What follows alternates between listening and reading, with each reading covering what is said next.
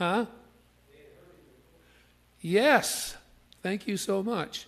This is not the day they met Jesus. And I want to turn you over to John chapter 1, because we're going to read the day that Andrew and Peter met Jesus. If you turn over to John chapter 1, which is on page 1615, you get down to verse, I could read a little bit before. I'm going to go back to verse 35. The very top of the page at page 1615 is John chapter 1, verse 35. The next day John, that's John the Baptist, was there again with two of his disciples. When he saw Jesus passing by, he said, "Look, the Lamb of God." When the two disciples heard him say this, they followed Jesus. Turning around, Jesus saw them following and asked, "What do you want?" They said, "Rabbi," which means teacher, where are you staying?" "Come," he replied, "and you will see." So they went and saw where he was staying, and they spent that day with him. It was about 4 p.m. Verse 40. Andrew, Simon Peter's brother, was one of the two who heard what John had said and who had followed Jesus. The first thing Andrew did was to find his brother Simon and tell him, "We have found the Messiah," that is the Christ. And they brought him to Jesus. Jesus looked at him and said, "You are Simon, son of John. You will be called Cephas," which when translated is Peter. This is where the Gospels record. Now, where and when did this happen? Now, let's first of all talk about the where, okay? If you go back a little bit earlier in John 1, back on the page, the same opening, 16:14, which is John 1:28, they went to where John the Baptist was baptizing. Well, where was John the Baptist baptizing? It says it in verse 28. This all happened at Bethany on the other side of the Jordan where John was baptizing. Okay, well, where's that? Bethany on the other side of Jordan. And why does it say those words there? Because in Israel at that time, there's 2 Bethanies. And when you hear the word Bethany, you normally think of the one that's right near Jerusalem. In fact, it's about 5 miles east of Jerusalem on the Mount of Olives, okay? But this is a different Bethany, and that's why in the text, not just here but other places. Are you with us? We're on John chapter 1, verse... Listen to me. There are 2 towns called Bethany in Israel at this time. One of them is just called Bethany, and it's just outside of Jerusalem, and it's still there today, okay? The other one, here in John 1:28, is called Bethany on the other side of the Jordan. That means on the east side of the Jordan, okay?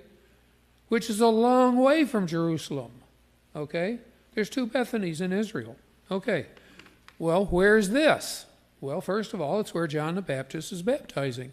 Where was he baptizing? In the Jordan River. And the Jordan River is down close to the Dead Sea. Okay? You with me? Okay. So that's where he's talking about. Now, that's where Jesus meets Andrew and Peter for the first time. Andrew goes and finds Peter and brings Peter to Jesus and introduces him to Jesus. So, back in Mark chapter 1, when they're in their boats, where are they then? In Mark chapter 1, they're in Galilee. Where's Galilee? It's right off the Sea of Galilee to the east. This is a long way from Bethany across the Jordan. In fact, it's about 65 miles away. And back then you had to walk. How long does it take you to walk 65 miles? Quite a way, quite a number of days when you're walking in that kind of world, okay? So the answer to why they got out of their boats at a hurry is because of understanding that they already believed in Jesus. They had already met Jesus a number of months in the past, and they had come to believe in Jesus when they were down at Bethany across the Jordan. So when they're up here in Galilee and they're fishing, this is not somebody they're meeting for the first time. Tom.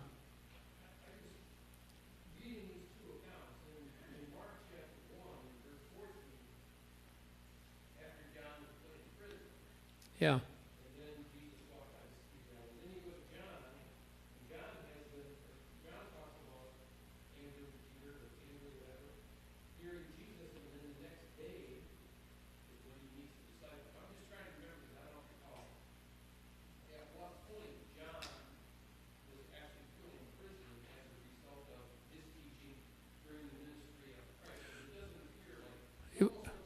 It was toward the beginning of Jesus' ministry. So it wasn't late, you know.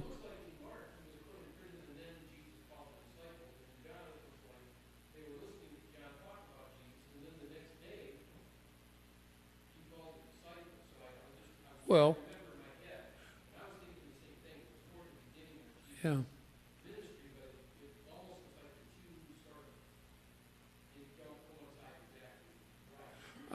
I think this is chronological in Mark, though. Yeah, yeah. I think that it's John put in prison, then he went into Galilee, and then he meets the apostles. And I think if you read in John, where it talks about the more detail about John going to prison, I don't think there's a contradiction there. No, it's not.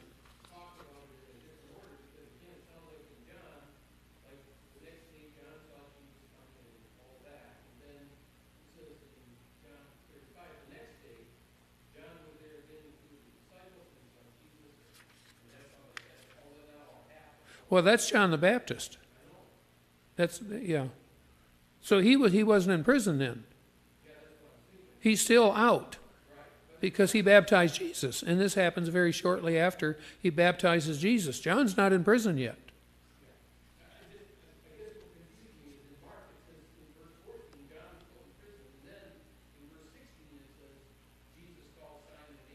Yeah, and this is later on. Like I said, he met them earlier before John went to prison, but this is later on that he calls them away from fishing to follow him.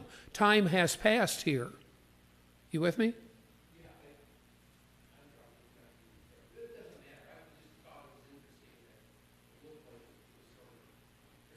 Sure.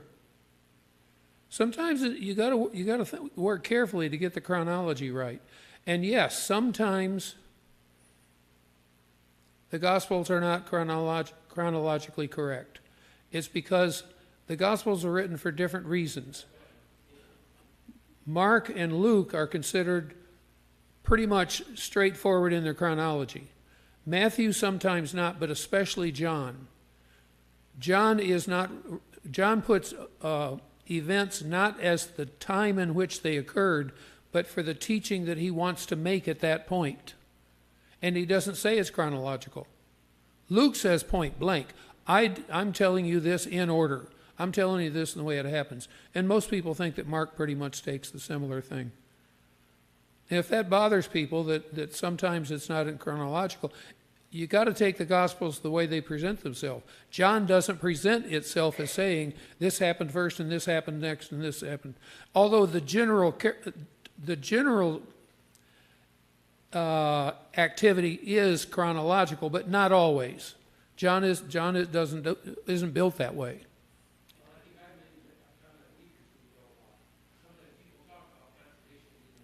Yeah.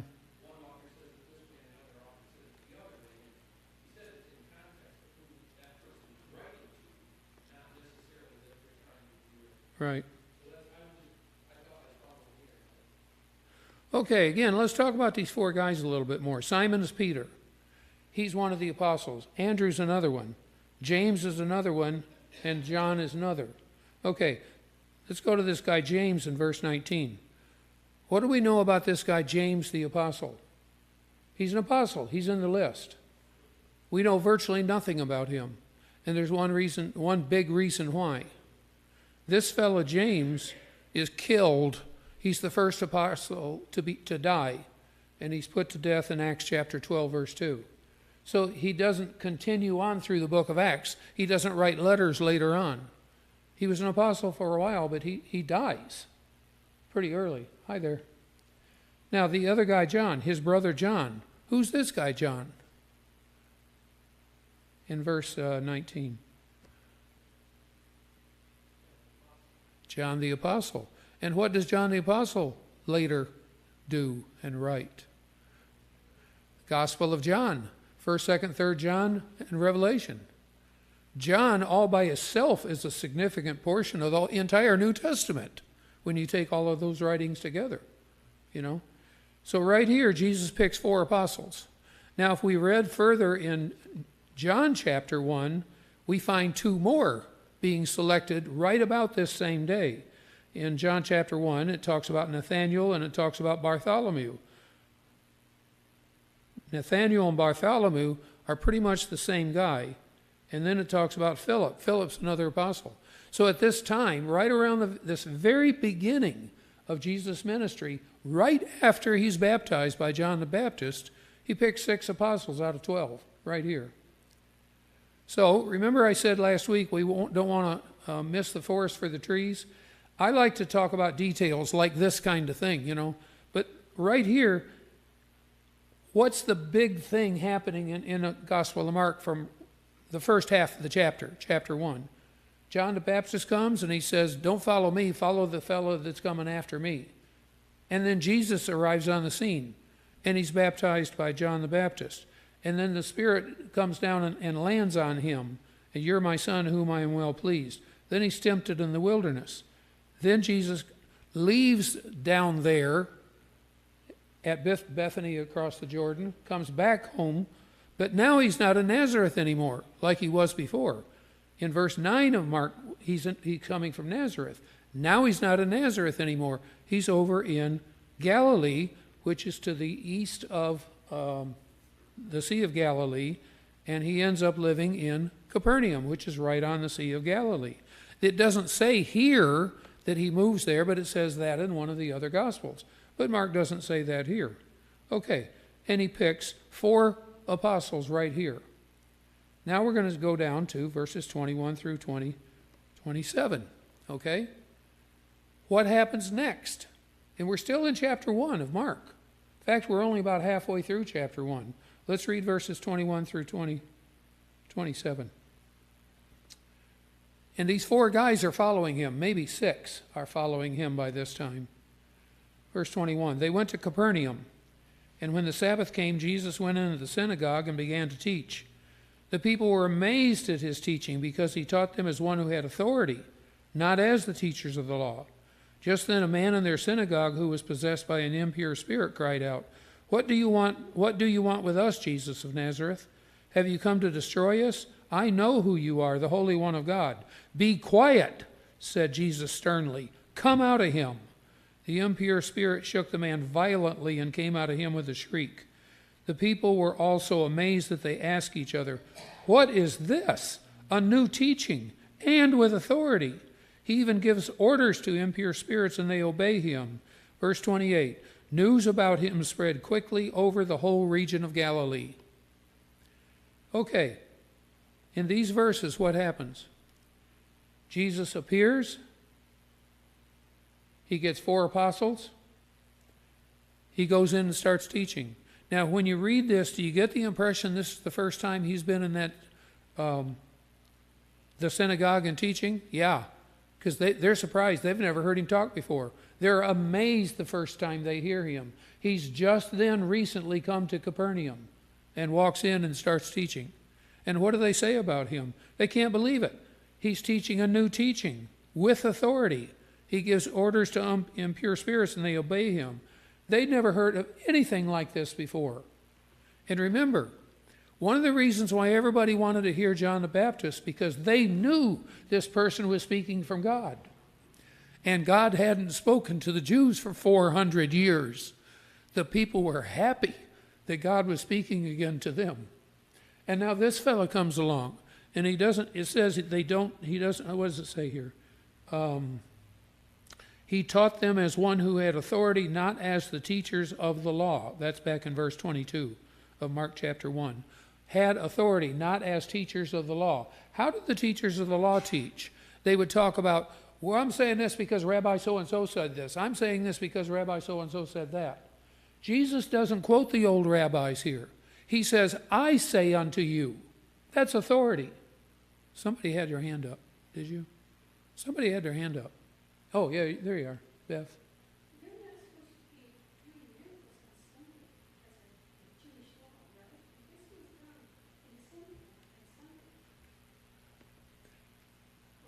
It was. Is that written in the Old Testament? No. That was not a command in the Old Testament. But the Jews had made a lot of rules of what they thought should be or done or not done.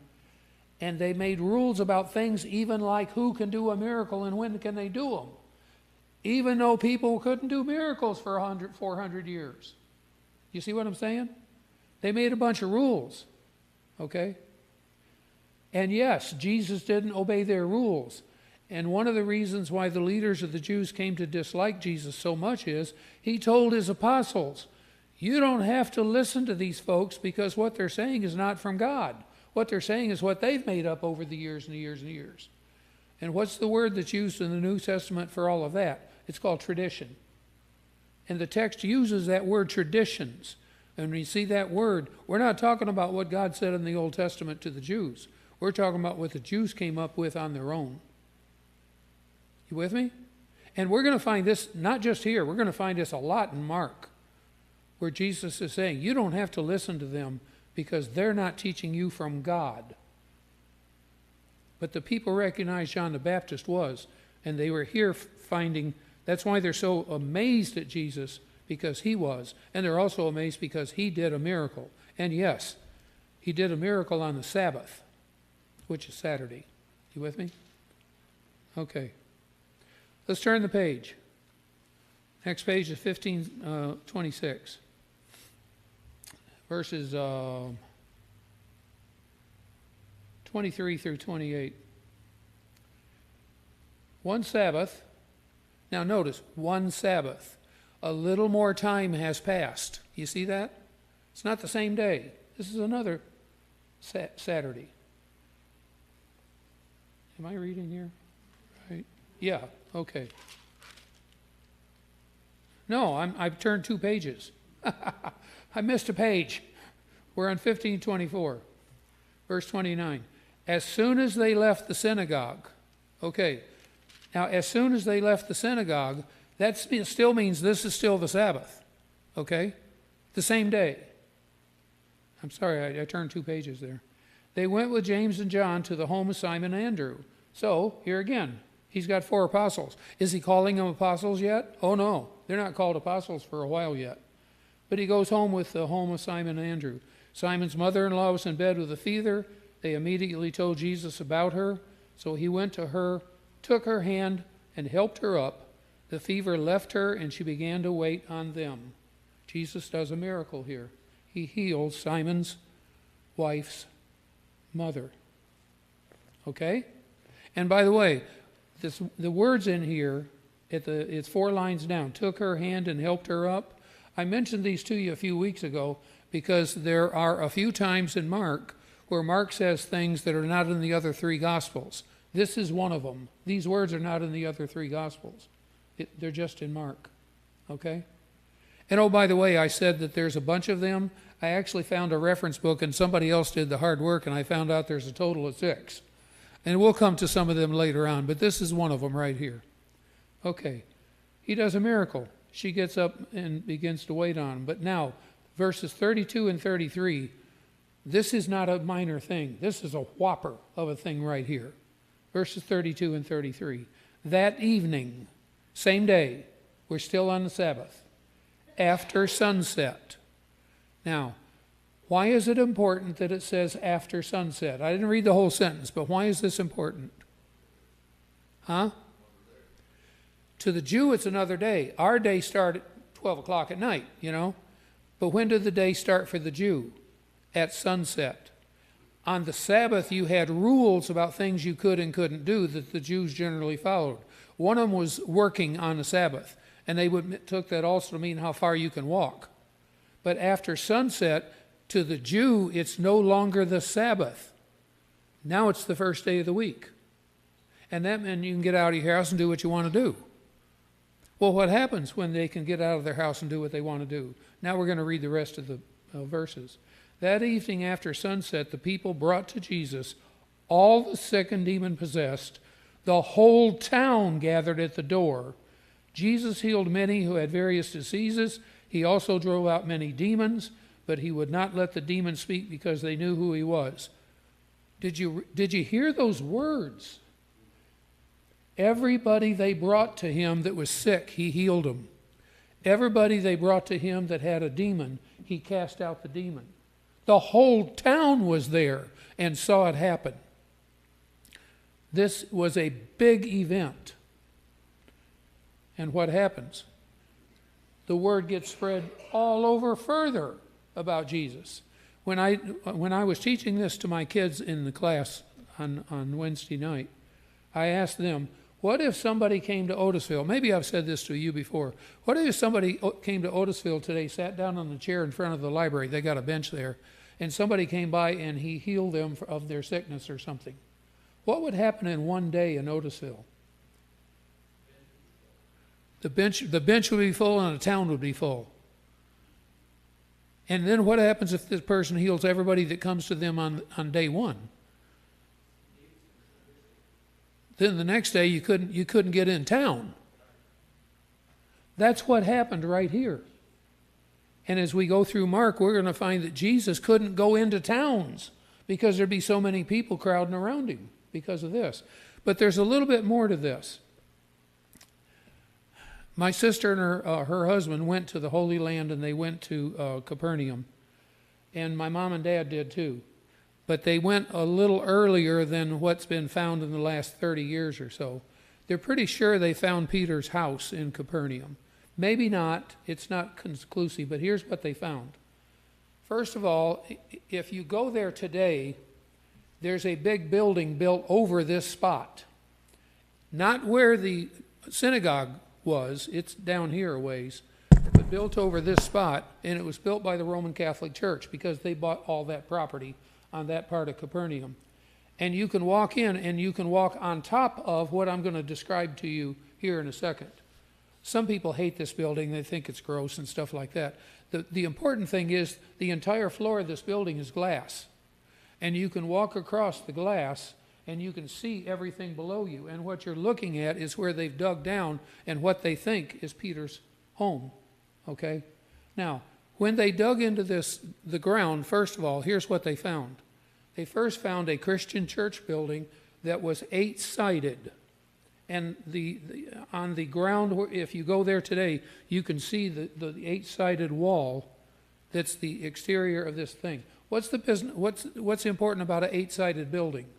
Because in the 1st and 2nd century in that part of the world, if you built an 8-sided religious building, that was considered to be something very special. Something important had happened there. This is a location you want to know about. And there's others of these 8-sided church buildings that were built in the 1st and the 2nd century in that part of the world. Okay? So what's so special about this spot? Well, below, as they dug into the ground, below that, they found that first of all, what was the 8-sided building? It was a Christian church building. The center of the 8-sided church building, they dug down, they found a home below it, and the center of the 8 sides is in one room of that home, which was apparently the largest room in the home.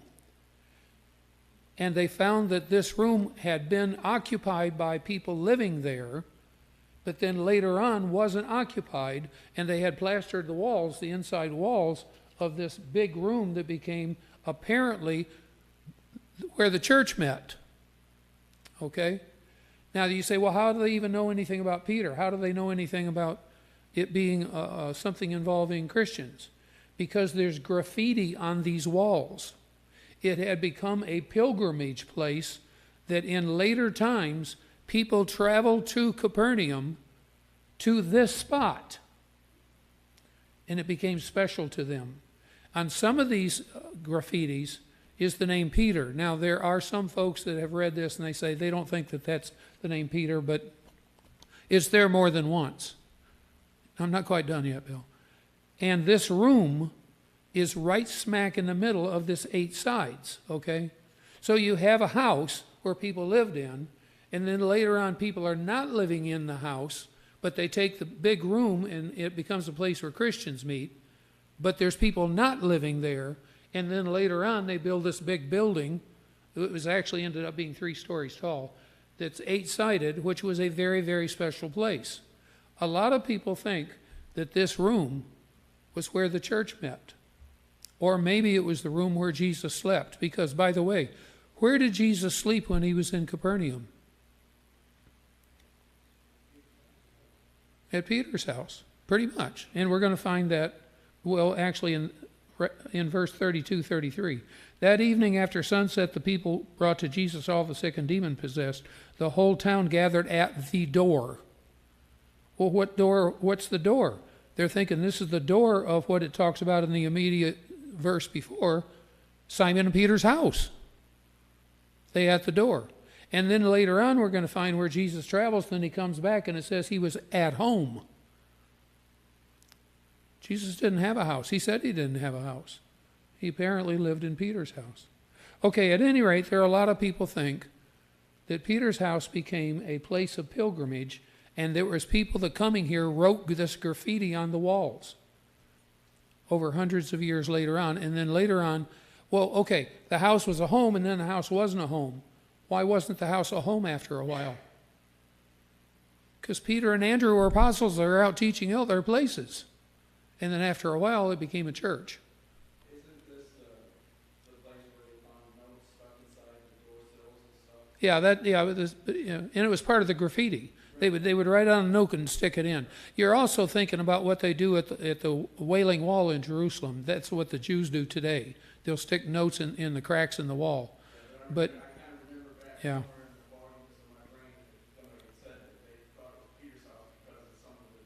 Yes. And some of the notes talk about Jesus, and some of the notes are prayers to God for healing and stuff like that. That makes sense if we're talking about a place where Jesus healed everybody who came. A lot of the notes talk about asking God prayer for healing. The graffiti. Any comments on any of it down through verse 32?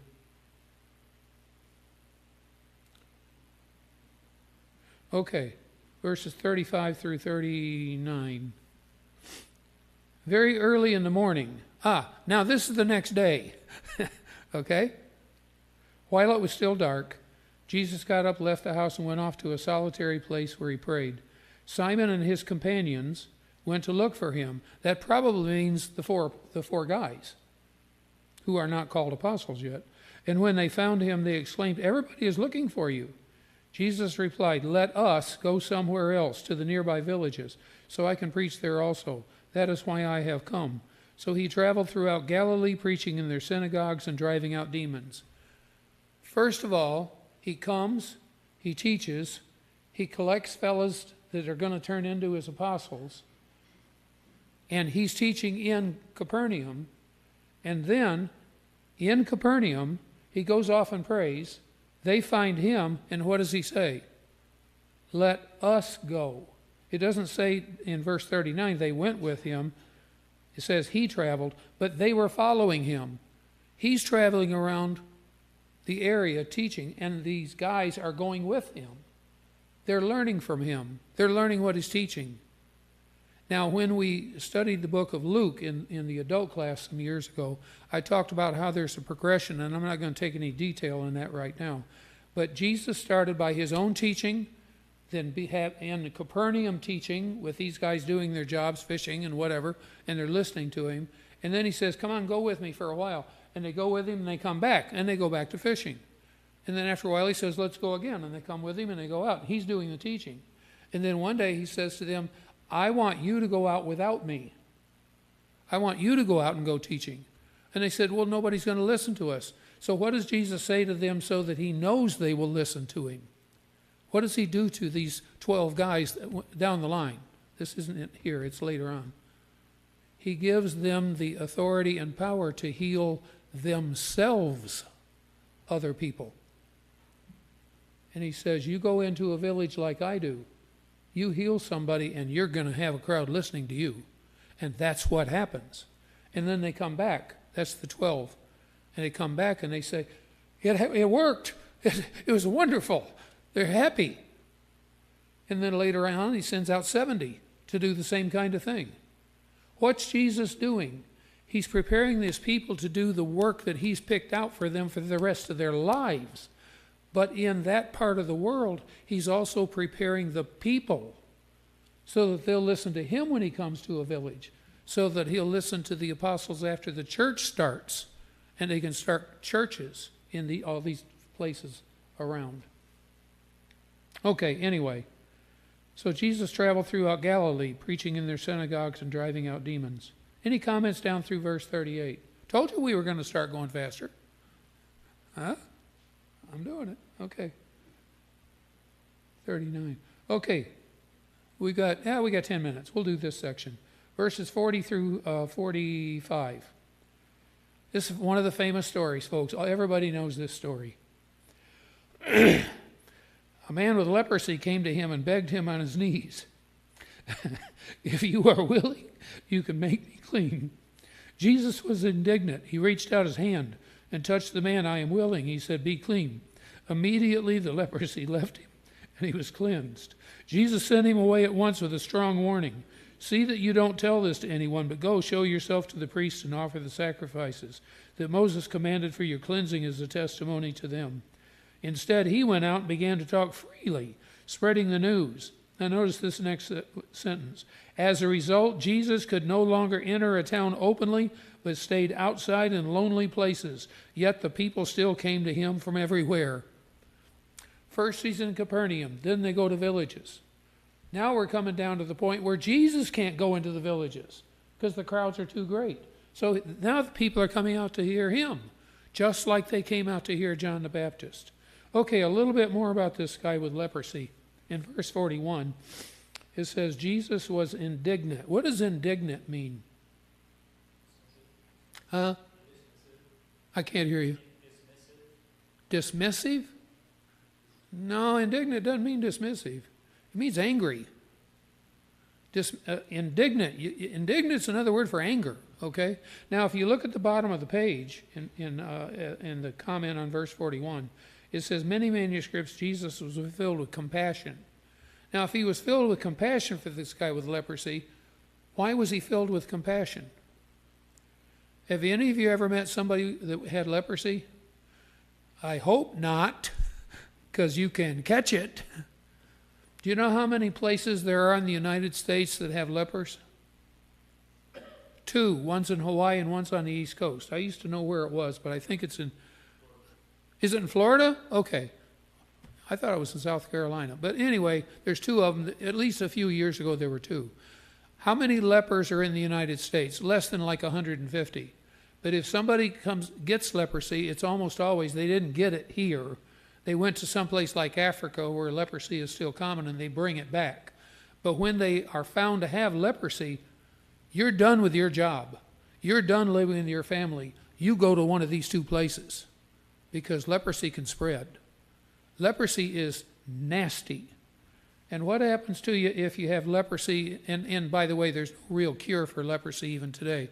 But there are medicines they can give to you that makes it a whole lot easier to live longer. But what happened in the first century when you have leprosy? No, I mean over a while. What happens to you? You die. You die. And what happens, this is a little gross, but I'll make it real short. The skin can fall off your arms. I'm serious. The skin falls off your arms and your legs and your body. You what do you call it? You decompose before you're dead. It's terrible. So when Jesus says, if the word here means indignant, meaning angry, he wasn't angry at the guy. He was angry at the condition. He was angry that the guy had such a terrible thing happen to him, or he was compassionate on him. So he reached out his hand and touched the man. Now, what's the important thing about that sentence? He touched the man. This was one of the most unbreakable rules in Judaism. If a person has a leper, you can't touch him. Because if you touch him, you have to go into living alone to see if you end up getting it from one touch. That's how much it can spread. Jesus touched the man.